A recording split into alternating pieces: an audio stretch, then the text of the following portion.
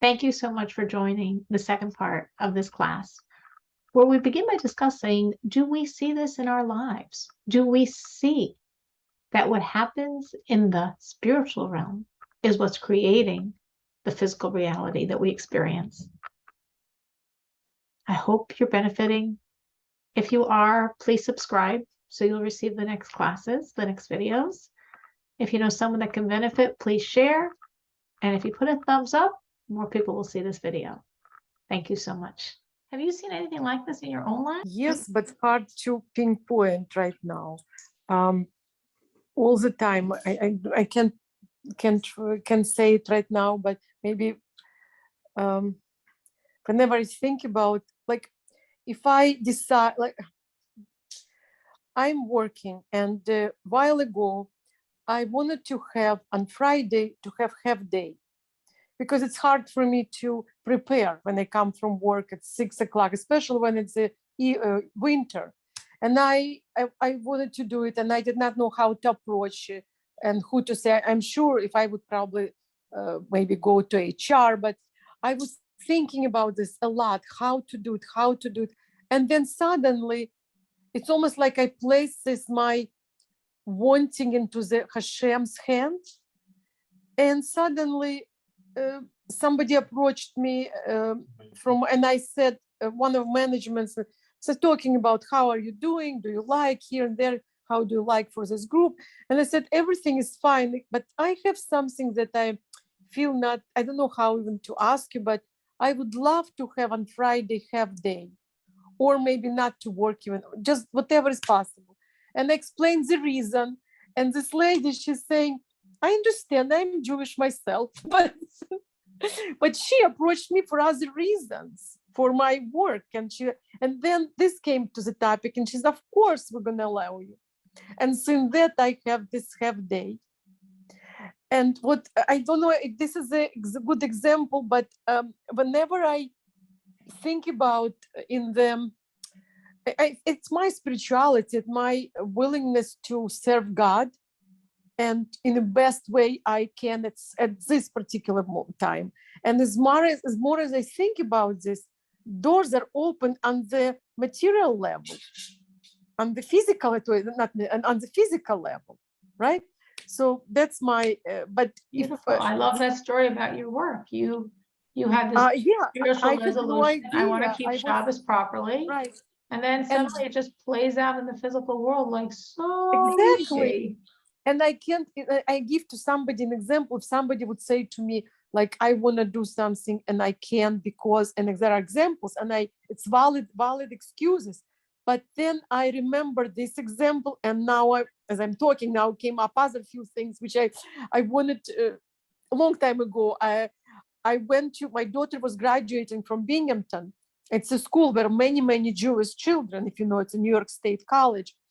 And they did a graduation on Saturday, which, what do we do? So we found there was a Chabad on the grounds of the school, and we had a sleepover, and they had arrangements for parents who don't want to drive on Shabbos.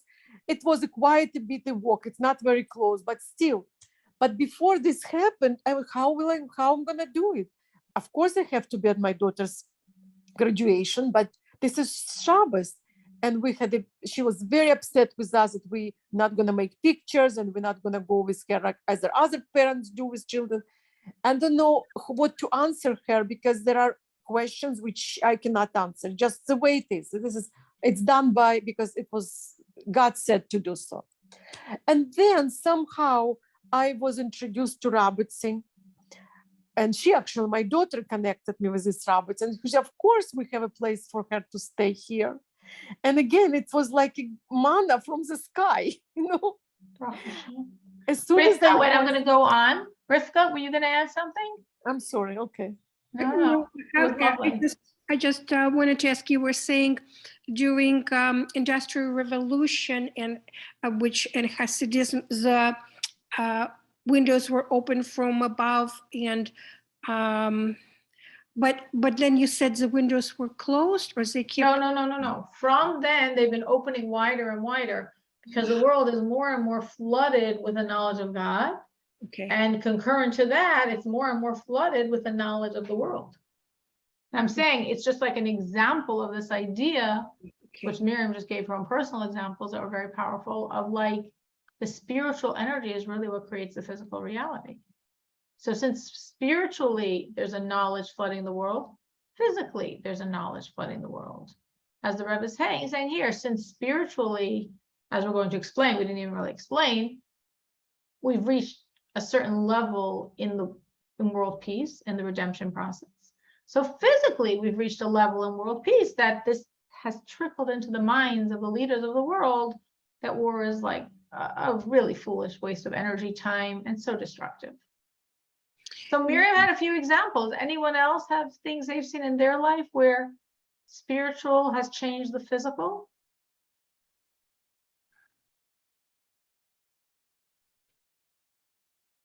I think, like Miriam said, it really resonated with me, as of course we all have so many examples. Sometimes hard to pull an example out of a hat, especially when it's sort of part of a long, convoluted story. To tell the whole story seems like, you know, not what you should be doing, but okay, Firma said her entire life, right? So I think we probably would all echo that when your eyes are open, your entire life, you see how spiritual reflects in the physical. And I agree with Firma, hands down, it is our entire life. It's absolutely our entire life. So remember this, then you remember this one, because it's true. The more you think about it, exactly as Firma said, our entire life is the spiritual impacts and creates the physical. And when we're in a certain place spiritually, it just flows into the physical. When we've accomplished certain things spiritually, we see the accomplishments in the physical arena. It's exactly how it works. She's so right. This is our lives, and this is the world around us.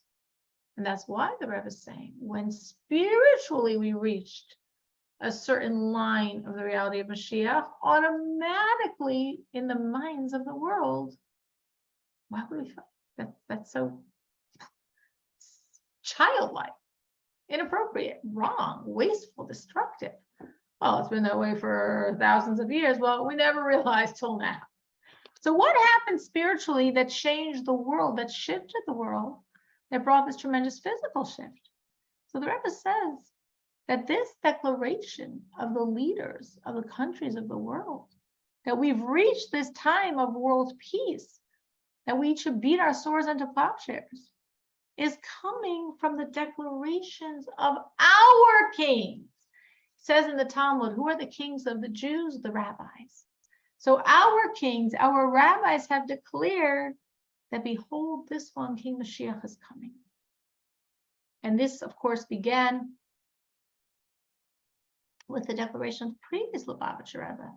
And this declaration, as I might have mentioned last week, was during the years of the Holocaust for sure. Immediate repentance, immediate redemption. Immediately. We're already there. We've done everything. We must just receive Moshiach. And now that was said many, many years ago by the previous Lubavitcher Rebbe. So if that was what brought this world peace, it should have been happening in like 1940, which would, of course, have been very significant. But it didn't happen then because that was just the beginning of this process. But in recent times, the Rebbe here is talking in 1991. So in recent times, rabbis all over the world signed legal Jewish documents, what in the Hebrew is called a psak din, a legal document of the rabbis, a legal Jewish document. What are they signing in this document? That so-and-so owes so-and-so money, and so-and-so is obligated for so-and-so? No. The legal document, this Jewish legal document, is stating that we've reached the time of redemption. That we're up to the point of the king getting up from the house of David and fulfilling the criterion of the redemption. Maimonides lists the criterion of Mashiach, fulfilling the criterion of the assumed Mashiach, until we come to the criterion of the absolute Mashiach. And the Rebbe says this is the legal verdict from Sinai. Right? This is a verdict from Sinai, from Torah, from Jewish law. And just like we said about the whole Torah portion from Sinai trickling into the world, So this legal verdict from Sinai is trickling into the world to such a degree that these leaders and nations of the world, from their own mind, they're not saying, oh, the Jewish rabbi said it, so we should listen. Oh, I have a vision from God, I should obey. No, they think it's coming only from themselves. It's the way their minds are wired now to think. So it's just a natural outcome from how they're processing current events that, of course, war, why would we fight? That makes no sense. So the Rebbe is saying there is a direct linear relationship, a simple cause and effect relationship. The rabbi signing these documents saying the time of redemption has come. The leaders of the nations of the world saying, done with fighting, we are going to commit to peace. A very strong example of this point, we're saying that the spiritual reality fashions the physical. And I am totally confident, as Firma said, her whole life is like that. Miriam gave us all those examples. I'm sure every single one of us, we just maybe think with a pen and paper, so you're right as you think, come up with so many examples in our personal life. And we saw this shift or movement or something in the spiritual plane, it automatically reflected in the spiritual plane, hopefully from good to good and not bad to bad, but it honestly goes in any direction. Good or bad, it's the spiritual impacting and creating the physical. But of course, we want it in the realm of our improvement and strengthening ourselves in the spiritual plane, shifting in a very positive way the physical plane. And the Rebbe says that this is really cool. It is really cool. And nothing is random. And this cool world-shattering declaration, remember, was in the UN. The whole world is in on it. And it's very unusual because it's the only time when it wasn't the ambassadors. The heads of state themselves came to Manhattan for them to personally, they are the power of the country. An ambassador, you could say that guy said something without power, whatever, said it on his own. No. Here, the leaders of the states are themselves saying yes. And they're all saying this, we want peace, we want to demilitarize. Not that they know it, but because that was what spiritually was happening. So there says nothing's random. It happened on Friday of the week of the Torah portion of Mishpatim. When we say in this Torah portion that the Mishpatim again, remember, rational laws are all coming from Sinai. That our whole vision of morality and justice is coming from Sinai. That the Jewish way of looking at things, that Jewish morality is all, because that's Torah's morality. That's the blueprints of our mind, it's the blueprints of the world. And we said at this point, Torah's morality has become the blueprint of a non-Jew's mind as well. So this whole amazing thing, this whole demarcation line in the process of redemption, that the world is saying, yes, we want to demilitarize, we want to beat our swords into plow swords, is happening on Friday of the Torah portion of Mishpatim to express this, that this whole thing that's been going on is all coming like Mishpatim from Sinai, from Torah. And because Torah is now holding there, that we're at the point of the revelation of Moshiach, the world is holding there as well. And I said that we actually see this again in this Torah portion of Mishpatim. So the portion before Mishpatim is called Yisro, and the portion afterwards is called Truma. Yisro, the Mishpatim, and Truma. So we see now in the portion of Yisro is the giving of the Torah, but we see at the end of it, it speaks about building this altar where the Sanhedrin, the governing court, the supreme court of the Jews, is in the temple area, in an area called the Chamber of Hewn Stones, right by the temple. So when we're reading the end of the Torah portion of Yisro, talking about this supreme judicial court of the Jews, right by the temple, by the altar, this is hinting to us, again, redemption. By the redemption, all the judges will be restored. We will once again have a Sanhedrin. We will once again have a temple. We will once again have an altar. We will once again have the Sanhedrin meeting near the altar in the Chamber of Hewn Stones. So the end of the Torah portion of Yisro, Moshiach. The portion after, that's the portion before Mishpatim. The portion after Mishpatim talks about building the temple. Build for me a sanctuary and I will dwell in your midst. That verse is a law. It's an injunction to build the tabernacle. It was the injunction to build the first temple. It's the injunction to build the second temple. And it's the injunction to build the ultimate temple. So the portion before Mishpatim, Mashiach, altar, Sanhedrin, temple. The portion after Mishpatim, temple, temple, temple. And in between, we have Mishpatim, which is emphasizing, it's like redemption, Mishpatim, redemption. It's a sandwich. Redemption, Mishpatim, redemption. So what's the function of having such a sandwich? To emphasize to us that all matters of redemption, the matters of redemption we see in the Parsha before Yisro, the matters of redemption we see in the Torah portion afterwards, Truma, they're all in a Mishpatim style fashion. Mishpatim style fashion means, as we've learned in this talk, rational. It's rational. It's rational. It's rational to have a reality of world peace. It's rational to have a world of goodness and kindness. It's rational to have a world of bounty and plenty for all. That's all Mishpatim.